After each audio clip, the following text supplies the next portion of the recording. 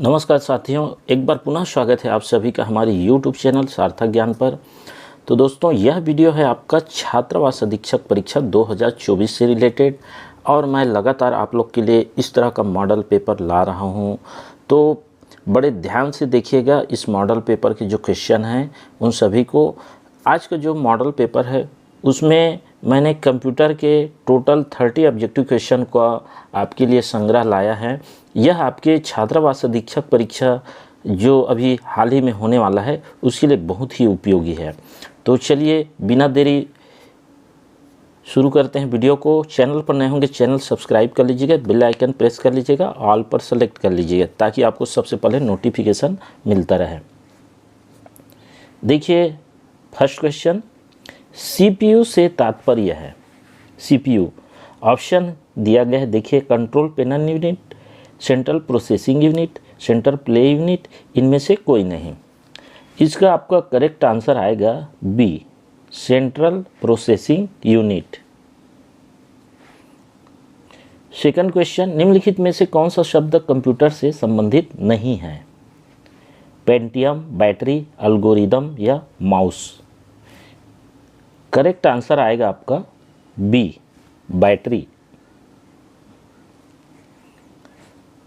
Next question, CPU में non volatile memory के उदाहरण के रूप में कौन सा उपयोग किया जाता है? रैम, रोम, कैश मेमोरी या रजिस्टर। करेक्ट आंसर आएगा आपका B, ROM.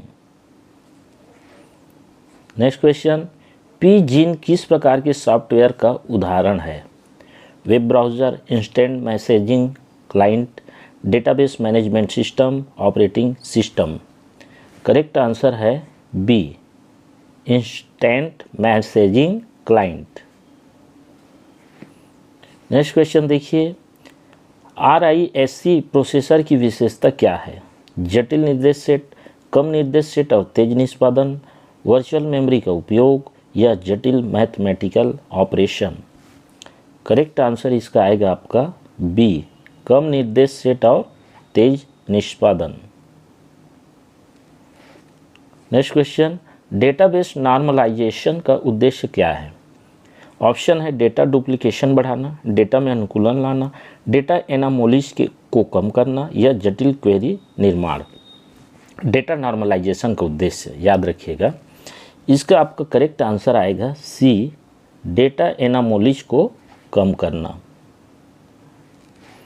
Next question, 64 bit architecture का मुख्य लाभ क्या है? अधिक रैम समर्थन, तेज स्टोरेज डिवाइस सपोर्ट, कम पावर खपत या कम डेटा रेट्स पर संचालन। इसका करेक्ट आंसर है ए, अधिक रैम समर्थन। नेक्स्ट क्वेश्चन है, ऑपरेटिंग सिस्टम में थ्रेड्स क्या होते हैं? एक प्रक्रिया के हिस्सा, multi processor system, hardware interface या डेटा स्टोरेज यूनिट। इसका करेक्ट आंसर हो जाएगा ए, एक प्रक्रिया का हिस्सा। तो थ्रेड्स क्या होते हैं? एक प्रक्रिया का हिस्सा। नेक्स्ट क्वेश्चन देखिए, नेटवर्किंग में IPv4 और IPv6 के बीच मुख्य अंतर क्या है? अंतर बताना है। तो देखिए ऑप्शन, IPv4 में 32 बिट्स होते हैं और IPv6 में 128 बिट्स। IPv4 में 128 बिट्स होते हैं और IPv6 में 64 बिट्स। फिर ऑप्शन है, दोनों ही 64 बिट पते का उपयोग करते हैं और IPv6 डेटा ट्रांसफ़र में कम इस्तेमाल होता है। ठीक है, 4 ऑप्शन दिया गया है। इसका करेक्ट आंसर है ए, ये वाला इसका करेक्ट आंसर है। IPv4 में 32 बिट्स होते हैं और IPv6 में 128 बिट्स। तो यही मुख्य अंतर है। चलिए नेक्स्ट क्वेश्चन देखिए, कुकीज़ का मुख्य उपयोग क्या होता है? हार्डवेयर की सुरक्षा बढ़ाने के लिए, वेब सर्वर और ब्राउज़र के बीच डेटा स्टोर कम करने के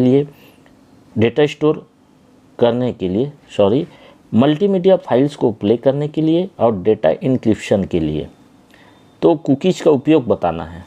इसका करेक्ट आंसर है बी, करेक्ट आंसर ये आ जाएगा आपका, वेब सर्वर और ब्राउज़र के बीच डेटा स्टोर करने के लिए।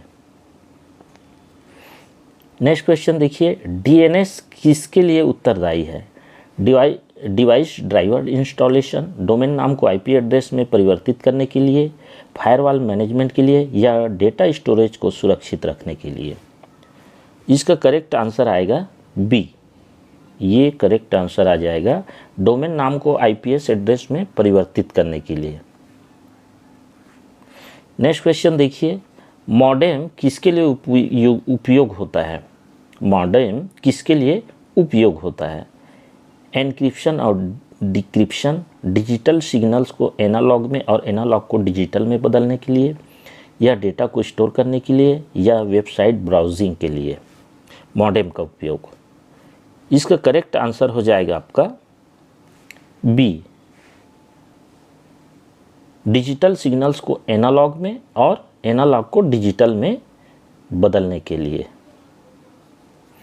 नेक्स्ट क्वेश्चन देखिए,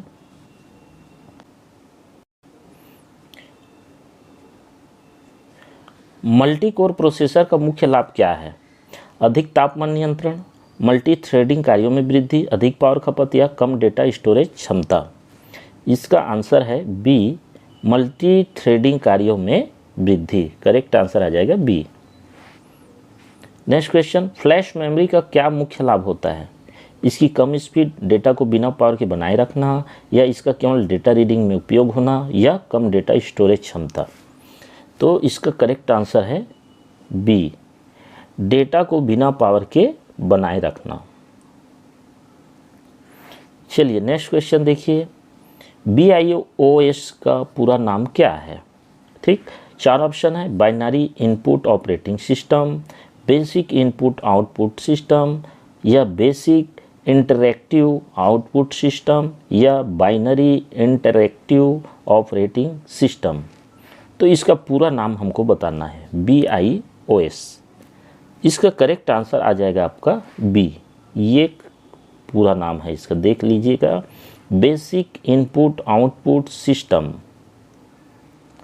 चलिए नेक्स्ट क्वेश्चन देखिए, CMOS किस लिए उपयोग होता है? ऑपरेटिंग सिस्टम को इंस्टॉल करने के लिए, हार्डवेयर सेटिंग्स और सिस्टम टाइम को स्टोर करने के लिए, या सॉफ्टवेयर अपडेट्स को स्टोर करने के लिए, या डेटा को रैम में स्टोर करने के लिए। करेक्ट आंसर है इसका बी, हार्डवेयर सेटिंग्स और सिस्टम टाइम को स्टोर करने के लिए। नेक्स्ट क्वेश्चन देखिए, डेटा माइनिंग का मुख्य उद्देश्य क्या होता है? डेटा माइनिंग, डेटा को डिलीट करना, डेटा के पैटर्न्स और ट्रेंड्स को पहचानना, डेटा को एनक्रिप्ट करना, या डेटा को स्टोर करना। करेक्ट आंसर आएगा इसका बी, डेटा के पैटर्न्स और ट्रेंड्स को पहचानना।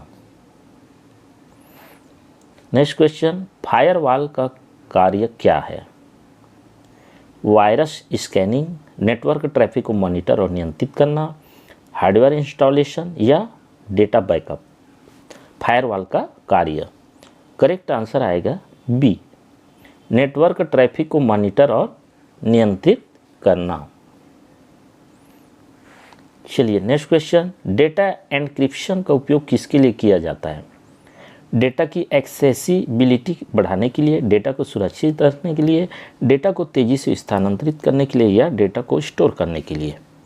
करेक्ट आंसर है इसका बी, डेटा को सुरक्षित करने के लिए।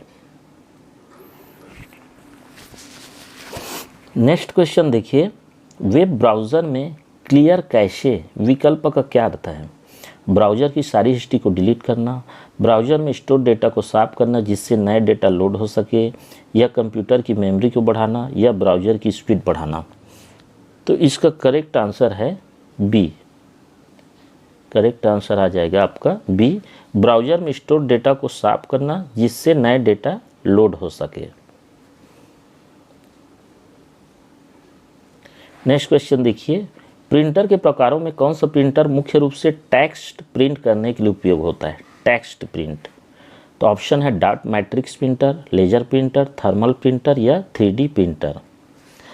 इसका करेक्ट आंसर आएगा आपका B, laser printer. Next question देखिए, इंटरनेट के मुख्य उपयोगों में कौन सा विकल्प गलत है? ईमेल भेजना, ऑनलाइन शॉपिंग, कंप्यूटर वायरस फैलाना या जानकारी की खोज करना। करेक्ट आंसर आएगा आपका सी, कंप्यूटर वायरस फैलाना। तो यह विकल्प इंटरनेट का गलत है। चलिए नेक्स्ट क्वेश्चन, एंटीवायरस सॉफ्टवेयर का मुख्य कार्य क्या है? हार्डवेयर को अपग्रेड करना, वायरस और मालवेयर से कंप्यूटर की सुरक्षा, या डेटा रिकवरी करना, या इंटरनेट स्पीड बढ़ाना। करेक्ट आंसर आ जाएगा आपका बी, वायरस और मालवेयर से कंप्यूटर की सुरक्षा। नेक्स्ट क्वेश्चन देखिए, मल्टीमीडिया का उपयोग किस उद्देश्य के लिए किया जाता है? केवल टेक्स्ट प्रस्तुत करने के लिए, वीडियो, ऑडियो और ग्राफिक्स साथ जानकारी साझा करने के लिए, या सिर्फ ऑडियो सुनने के लिए, या केवल गेमिंग के लिए? इसका करेक्ट आंसर है बी, ये वाला करेक्ट आंसर है, वीडियो, ऑडियो और ग्राफिक्स के साथ जानकारी साझा करने के लिए। चलिए नेक्स्ट क्वेश्चन देखिए, गूगल किस प्रकार का सर्च इंजन है?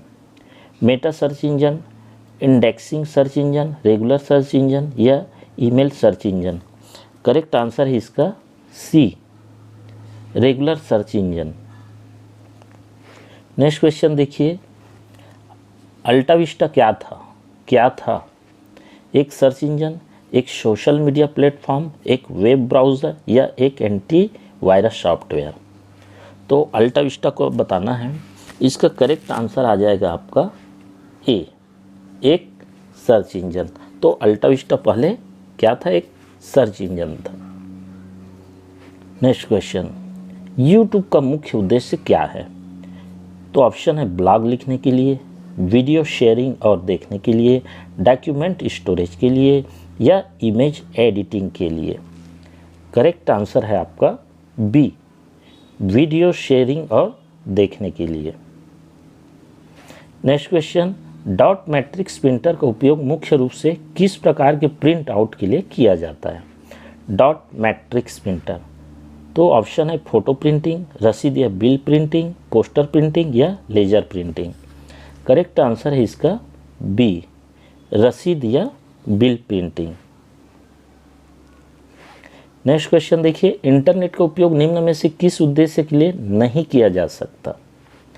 Online banking, document editing, data protection, या रिमोट लर्निंग? करेक्ट आंसर है इसका सी, डाटा प्रोटेक्शन। नेक्स्ट क्वेश्चन देखिए, एंटीवायरस सॉफ्टवेयर का एक उदाहरण कौन सा है? एंटीवायरस सॉफ्टवेयर, ऑप्शन है Microsoft word, Google Chrome, Avast, या वीएलसी मीडिया प्लेयर? तो हमें एंटीवायरस सॉफ्टवेयर का उदाहरण बताना है। करेक्ट आंसर है इसका C, Avast. Correct answer C, Avast. तो दोस्तों इस मॉडल पेपर में इतना ही। मिलता हूँ नए मॉडल पेपर के साथ। वीडियो पसंद आए तो ज़्यादा से ज़्यादा लाइक और शेयर कीजिएगा।